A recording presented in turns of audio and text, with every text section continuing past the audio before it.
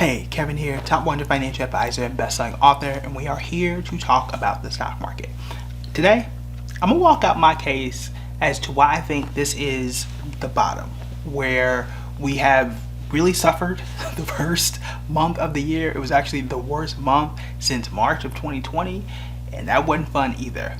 But I think we've kind of hit a point where things are looking up, at least in the short term, and all of the known factors have pretty much played out. So we knew about inflation. It's the worst since the 1980s. We know about rising interest rates. We know they're going to do the first interest rate hike in March. Cool. We've gotten past that. We also, which I think is an even bigger deal, gotten through at least half of the big earnings. Earnings are when companies come out and say, hey, here's how we did in the fourth quarter of last year, which informs us as investors, okay, you made this much money, here's what I expect moving forward in 2022. Here's what I expect once supply chain issues are fixed and inflation is fixed and all these things are fixed, and I really take that and project the value of the company going forward. Well, here's what you need to know. The S&P 500, which is the biggest 500 companies, it is what, when we say the market, this is usually what we are referring to. Well, there's a little bit of a secret about the S&P 500. It is overweight, which means that, for example, 4 companies, just 4, actually make up 20% of the S&P 500 when we talk about capitalization. So how valuable is the company? Only 4 companies make up 20%. And when we look at the top 10 companies inside the S&P 500, you're looking at close to 30% of the entire S&P 500. And I don't know if you've noticed this or not, but usually when it is, let's take the top 4, Apple, Amazon, Microsoft, and Google, when these companies do well, especially a company like Apple, the market tends to do well. They really kind of fall wherever these companies tend to fall because they are so big. For example, prior to Microsoft announcing and Apple announcing, we started to see huge swings in the market where it would drop 1,000 points. And you get all these alerts on your phone, market is dropping, we're entering correction territory, and the losses were huge. Then Microsoft announced, and they were doing pretty well. Microsoft went up, and those losses shrank, right? Then Apple announced. They had set a record for, I think, profitability or revenue, whatever it was. They made a whole boatload of money and set a record, right? And then the stock market dropped, but it was tiny. It wasn't that bad. And those are 2 of the big 4. This week, we've got Amazon that announces, I think, on Thursday, and then we have Google, Alphabet, that should announce, I think it's on Tuesday if I'm not mistaken. I read it earlier, but in either case, those 2 announced this week. So that's it. Now it's not 100% of it, but once those big 4 are out the way, and assuming they do well, which I think Google should be fine. I don't know about Amazon because the share price is dropping, but they could be fine as well. And with those out the way, we don't have any huge events, huge known events or earnings out there that could really tank us or really make things worse than what they are, because we already dealt with inflation, we already dealt with interest rates, we know what's going to happen there. That's set, we know that, and then these big 4 will have reported this week, so we should be fine. And even when I zoom out and look at the top 10, which represent 30% of the S&P 500, some of those have already announced too. JP Morgan, we did that a while ago, right? I think Meta Platforms, Facebook, once they announced, I have a list here. Tesla announced today. Tesla was up 10% after they announced, and you saw what the market did. The market was up today after Tesla announced. So it's a thing. It is a thing. Now, it's not a guarantee because I don't have a crystal ball. There could be a new variant, and please don't let this happen, but there could be a new variant that's announced and absolutely tank the market all over again. So it's not a crystal ball because random things could happen, but in terms of what we know, I think on paper we should be fine and things should set up to do quite well. You've got the banks that have already announced, you've got Apple has already come out, Microsoft has already come out, Google and Amazon come out this week on how they do. And now I can't tell you what those earnings reports are going to do or how that's going to swing the market. But whether it's this week, if they do well, or next week once it's kind of already out there, we should have a little bit of smooth sailing for a bit. I don't know if it's going to be, a month or 2, but in either case, I think we're going to start to see some predictability, start to see at least some modest growth. I would hope for this to be copy and pasted where, today was great.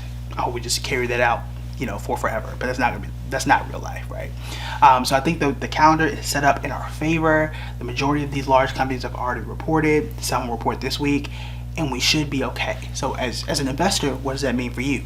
Well, number one, this is why I say DCA, because you didn't know that last week. I didn't know that last week. I hadn't thought about it because the market was blaring red. We were talking about what to do in a correction and everything else. But this is a testament to long-term investing. This is why when the market is down and when people are panicking, you continue to pick up quality companies, because what JP Morgan said when they announced is that, hey, we pay people more. Okay, I have no problem with that, right? We also still know that interest rates are still rising. That tends to help out banks. Apple is a behemoth. They're not going nowhere, right? Which is what I've been saying. Like, the Apples of the world, the Microsofts of the world, they're not going anywhere anyway, so it's not going to scare me away from investing further in them and just continuing the process. It was just 1 month, and that shouldn't deter your decade-long investing plan. And that's exactly what we're seeing here. Even if this isn't the bottom, which personally I think it is, we'll see.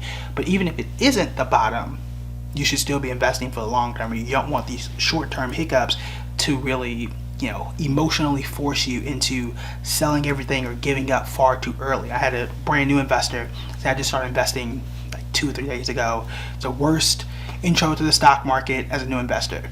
It was. But today was good, right? And maybe the next few months, not weeks, next few months could really prove to help you out. Because remember, we say buy low, sell high all the time. And if that was the case, Apple was down prior to earnings. A lot of these companies were down prior to earnings, and that was the time to dollar cost average. For some people, this was that discount time, right? We had talked about when it makes sense to buy a dip and when it doesn't. For some of these companies, those were solid, significant dips of companies that we knew, fundamentally, meaning you got sales, you got customers, you got profits, you got money, that you were going to be fine. And I've been saying Microsoft had been one of those. They sell stuff. They've been selling stuff for years. They just picked up Activision. They were going to be fine in either case. Same thing with Apple, that's sitting on billions of cash, right? Interest rates isn't going to impact them in the same way as everything else. Tesla, surprising to me, did well too. If the companies are solid, but the market is reacting to something different, then it's okay. It's when it's a Netflix maybe, or a Peloton. Like, those are different things. Like, so think of it this way. Apple is doing well because they create great products, they have great services, and they're growing different parts of their business. The reason Apple was down prior to announcing was because the market was freaking out about interest rates and inflation, stuff we already knew about, right? That's fine. Apple was a dip. That's a buy the dip type of moment. Peloton, which I don't know where it's down now. Last time we talked about it, down 75%. They're slashing, trying to figure out how many bikes to sell. They're pausing production in some places, or at least the headline said they were pausing production. They're cutting their sales estimates. People aren't buying their products. That's a problem with the business, right? There's a difference. There's, hey, the economy, or investors think the economy isn't going anywhere, but this company is good, and this company is not doing well at all, regardless of what the economy is doing in the background. That's why you want to separate and do your research to decide which is which. So a company like an Apple, like a Microsoft, maybe an Nvidia, maybe a JP Morgan, those are the solid ones that are going to hold you down. And when those dip, it can make sense to buy that dip. Whereas something like a Peloton might not be that. So you do have to be careful about the two. But in either case, I think the calendar could be setting up to say, hey, look, this is the bottom for, at least for now. Things should be smooth sailing for a little bit until we hit whatever the next issue is going to be. It's not going to be the only dip you're going to see. I'm going to tell you that's almost a guarantee. I wish it were, but the stock market is stock market. So we have midterm elections. I don't know how it's going to go. So I think this tends to be the bottom based on what we're seeing in the calendar, based on how the market has reacted to earnings so far. So let me know what you think in the comments below. If you want me to break down or talk about a company specifically, feel free to drop that company name in the comments. All right, that's it for me. Talk to you guys later.